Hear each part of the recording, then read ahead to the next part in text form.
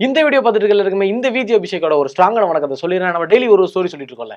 இன்னைக்கு எதை பத்தி பேச போறோம் அப்படின்னா டிவிக்கே தான். அதாவது தலைவர் விஜய் அவர்கள் வந்து கிட்டத்தட்ட 1.5 மாத காலங்களா என்னமோ ஒரு மாத காலங்கள் அக்டோபர் 27ஆம் தேதியிலிருந்து குவாரண்டைன் பண்ணியிருந்தவர் இப்போ வந்து வெளியே வந்துட்டாரு. வெளியே வந்து மக்களை பார்த்து பேசியிருக்காரு. மக்கள் இல்லை, கட்சி நிர்வாகிகளை பார்த்து பேசியிருக்காரு. நிறைய விஷயங்கள் சொல்லியிருக்காரு. ஆனா அவர் பேசுறதை விட்டுருங்க. அந்த மீட்டிங் ஆரம்பிக்கிறதுக்கு முன்னாடி ஒரு சிலரோட அதாவது பொறுப்பு எல்லாமே புடுங்க போறதாகவும் ஒரு சிலர் வந்து கட்சியிலேருந்து நீக்க போறதாகவும் இன்னொரு முக்கியமான தகவல் என்ன, தலைவர் விஜயோட ரொம்ப நெருக்கமான ஒருத்தர் வந்து கட்சியில வந்து இணைஞ்சிருக்காரு அப்படின்ற ஒரு தகவல் ஒன்று வெளியே வந்திருக்கு. ஸோ யாரை வந்து நீக்கிறாங்க, யாரை பொறுப்பை புடுங்குறாங்க, அது மட்டும் இல்லாமல் யார் புதுசாக வந்து என்ட்ரி கொடுத்த அந்த ஆளு அப்படின்றது நீங்க தெரிஞ்சுக்கணும் அப்படின்னா இந்த வீடியோ ஃபுல்லா பாருங்க. நான் உங்க விஜய் அபிஷேக், இது நம்ம ஜெம் டிவி.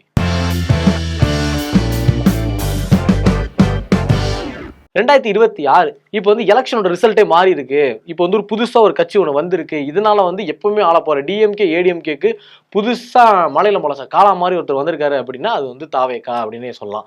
இந்த கட்சிக்கு வந்து பார்த்தோம் அப்படின்னா பொதுவா நிறைய இளைஞர்கள் வந்து சப்போர்ட் பண்ணுவாங்க. அதாவது முன்னாடி வந்து சப்போர்ட் பண்ற நாம் தமிழர் கட்சிக்கு தான் அந்த ஒரு சப்போர்ட் இருக்கும். ஆனா இப்போ வந்து தாவேகாக்கு வந்திருக்கு அப்படின்னு சொல்லலாம். ஏன் அப்படின்னா தளபதி விஜய் வந்து பார்த்தோம் அப்படின்னா அவர் வந்து ஒரு பெரிய ஒரு நடிகர், நிறைய ஒரு பெரிய ஒரு ரசிகர் பட்டாளமே வச்சிருக்கிறவரு.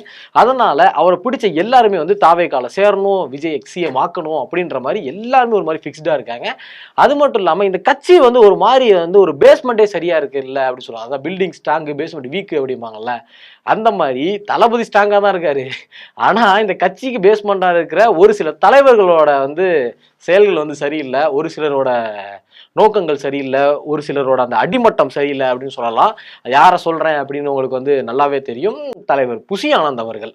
இவரை வந்து டோட்டலா கட்சியிலிருந்து எல்லாமே எதிர்க்கிறாங்க அப்படின்னே சொல்லலாம். அதாவது இப்ப நடத்துற சிறப்பு அவசர பொதுக்குழு கூட்டம், இந்த கூட்டத்தில் வந்து பார்த்தோம் அப்படின்னா மகாபலிபுரத்துல நடந்துச்சு.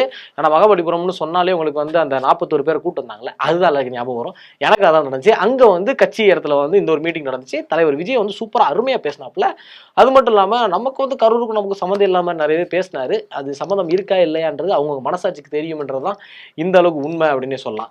இப்போ வந்து இந்த கட்சிக்குள்ள வந்து என்னையா நடக்குது அப்படின்னு பார்த்தோம் அப்படின்னா ஒரு 3 பேருக்கு வந்து நீயா நானா போட்டி நடந்துகிட்டு இருக்கு. நீயா நானாலாம் டெலிவிஷன்ல வர நீயா நானா கிடையாது. இதுக்குள்ள இவங்க 3 பேருக்குள்ள நீயா நானா யாருன்னா எம்பளத்தி அப்படின்னு சொல்ற வந்து புஷி ஆனந்த் அவர்கள், அதுக்கப்புறம் வந்து வழக்கரம் அப்படின்னு சொல்ற ஆதவர்ஜன் அவர்கள், அதுக்கப்புறமா ஜான் அவர்கள். இவங்க 3 பேருக்கும் வந்து ஒரு போட்டி ஒன்று நடந்துட்டு இருக்கு. யாரு வந்து இதுல வந்து லீடு அப்படின்ற ஒரு போட்டி. நம்ம காமனா பார்த்தோம் அப்படின்னா புஷி ஆனந்த் தான் ஃபுல்லாவே ரூல் பண்ணிட்டு இருக்காரு அப்படின்ற ஒரு செய்தி வந்து இருக்கு. புஷி ஆனந்த் தான் வந்து ரூல் பண்றாரு, அவர் தான் எல்லாமே பண்ணிட்டு இருக்காரு அப்படின்னு.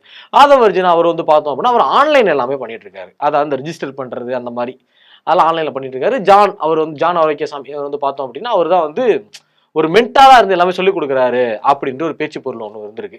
இதுல பொதுவாக பார்த்தோம்னா ஜான் ஆரோக்கியசாமி தூக்கி அப்படி வச்சிருங்க ஒரு பக்கத்து. இப்போ வந்து இங்க இருக்கிற போட்டி வந்து இவருக்கு புஷி ஆனந்துக்கும் ஆதவுக்கும் தான். இப்போ இவங்க 2 பேரும் தான் மாறி மாறி அடிச்சுட்டு இருக்காங்க அப்படின்னு சொல்லலாம். ஆனா கட்சியில வந்து பொதுவா எதிர்க்கிற ஒரே ஒரு ஆள் யாரு அப்படின்னு பார்த்தா புஷி ஆனந்த் அவர்கள் தான். இந்த செய்தி வந்து மெல்ல மெல்ல மெல்ல மெல்ல விஜய்காந்த் அவர்களுக்கு போயிருச்சு. ஏன்னா இவர் பண்ற ஒரு செயலுமே வந்து விஜய்க்கு பிடிக்குதோ இல்லையா, மக்களுக்கு டோட்டலா பிடிக்கவே இல்லை அப்படின்னு சொல்லலாம். சரி, ஓகே, நம்ம வந்து கரூர் சம்பவத்துக்கே வருவோம். கரூர் சம்பவத்தில் இந்த விஷயம் நடந்ததுக்கு அப்புறம் விஜய் அவர்கள் வந்து ஃப்ளைட்டு பிடிச்சி சென்னைக்கு வந்துட்டாரு.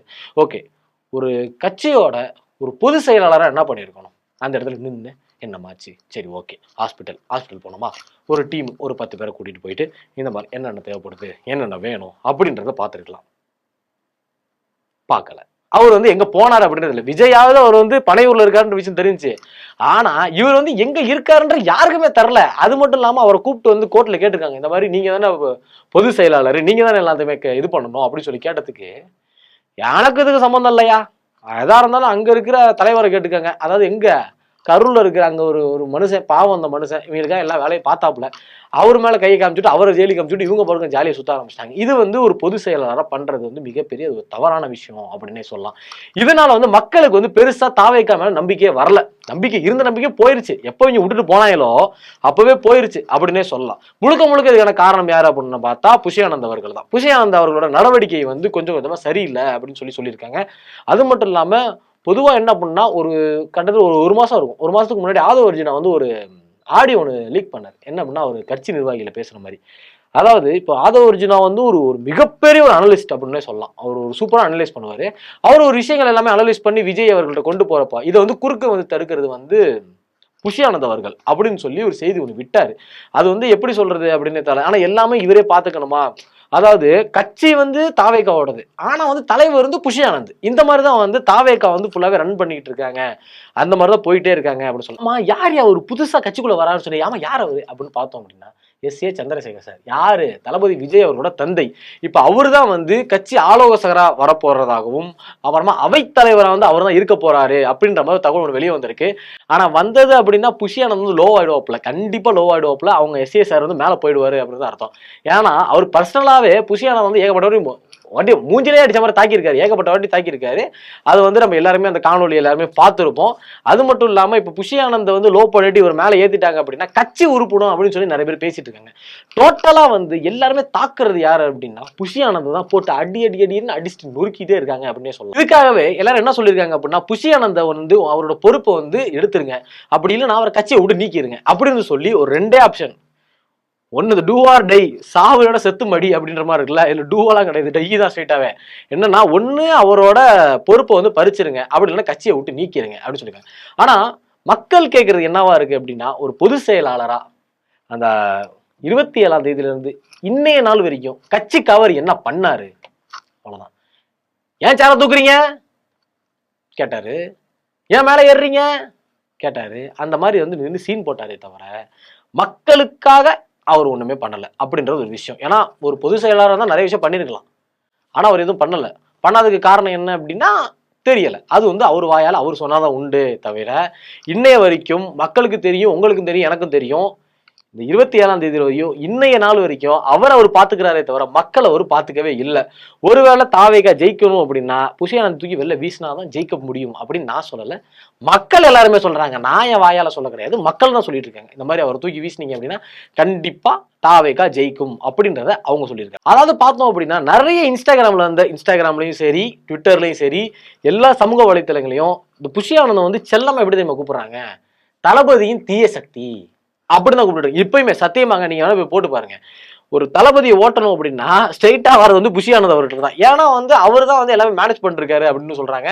அது மட்டும் இல்லாம எல்லாத்துக்குமே அவர் தான் முன்னாடி நின்று பண்ணிட்டு இருக்கிறப்போ தளபதியுமே அவர் தான் வழி நடத்துறாரு அப்படின்ற ஒரு பதிலும் ஒன்று வெளியே வந்திருக்கு. இதுக்கான பதில் வந்து யார் சொல்லுவா அப்படின்றது தரல. ஆனா இதுவரையும் வந்த இன்ஃபர்மேஷன் படி புஷி ஆனந்த் தான் தாவேகாவை மூவ் பண்ணிருக்காரு. அது மட்டும் இல்லாம எந்த இடத்துக்கு போனாலும் வந்து தலைவர் புஷி ஆனந்த் தான் சொல்றாங்க. தலைவர் விஜய்னு யாருமே சொல்ல கிடையாது. எங்கேயாவது ஒரு தனியா போனாரு அப்படின்னா தலைவர் புஷி ஆனந்த் வாழ்க, சிஎம் புஷி ஆனந்த் வாழ்க, சிஎம் புஷி ஆனந்த் சொல்லியிருக்காங்க. ஒருவேளை அந்த இதெல்லாம் இருக்கும்லங்க, இந்த அம்மா இறந்து போறப்போ ஒரு கதை ஒண்ணு பண்ணாங்க, கதையா உண்மையோ அது வந்து ஒரு பிம்பம்னு வச்சுக்கோங்களேன். அந்த மாதிரி அம்மாவோட இடத்துக்கு ஆசைப்படுறத ஒருத்தர் போட்டு தள்ளிட்டாங்க அப்படின்னு சொல்லி. ஒருவேளை வாய்ப்பு இருக்கும் இவரு அப்படி இப்படி இப்படி. நான் அப்படி தரல. ஒருவேளை இவர் வந்து முதல்வர் புஷி ஆனந்த் வாழ்க அப்படின்னு சொல்றப்பெல்லாம் ஒரு மாதிரி யோசிக்க தோணுது, இவருக்குடா முதல்வர்னு சொல்றாங்க, ஒருவேளை இவர் சிஎம் ஆக போறாரா அப்படின்ற ஒரு சந்தேகம் எல்லாமே நமக்குள்ள வருது. ஸோ அதுதான் இப்போ வந்து எனக்கு தெரிஞ்சு விஜய் வந்து ஒரு மாதிரி யோசனையில இருப்பாப்புல. அது மட்டும் இல்லாமல் இந்த மீட்டிங்ல வந்து டைரக்டாவே வந்து கவர்மெண்ட்டையும் சரி, கோர்ட்டையும் சரி, எல்லாருமே சரி டைரக்டாவே அடிச்சு தாக்கியிருக்காரு. ஸோ அதுக்கான ஒரு விளைவு என்ன வரப்போகுது அப்படின்றது தெரியவில்லை. ஆனா இருந்தாலும் வந்து இந்த விஷயங்கள் எல்லாமே விஜய் அவர்கள் காதுக்கு போயிருச்சு. புஷி ஆனந்த் பத்தின தகவல் எல்லாமே போயிருச்சு. இதுக்கப்புறம் விஜய் அவர்கள் எடுக்கக்கூடிய முடிவுல தான் தாவேகாவோட முடிவே இருக்கு அப்படின்றதுதான் இங்கே ஒரு உண்மகத்தரமான உண்மை அப்படின்னு சொல்லலாம். சரி, ஓகே, இப்ப நீங்க என்ன நினைக்கிறீங்க? புஷி ஆனந்த் வந்து தாவேகால இருக்கணுமா இருக்கக்கூடாதா? தாவேகாவை கெடுக்கிறது யாரு அப்படின்றத மறக்காம நீங்க கமெண்ட் செக்ஷன்ல கமெண்ட் பண்ணிட்டு போங்க. இந்த மாதிரியான இன்ஃபர்மேஷன்லாம் நீங்க தெரிஞ்சுக்கணும் அப்படின்னா மறக்காம நம்ம ஜெம் டிவியை சப்ஸ்கிரைப் பண்ணுங்க. இதோட கலெக்டர் முடிச்சு take care, bye bye, tata, see you சொல்லிடுறேன். Signing off, Vijay Abhishek.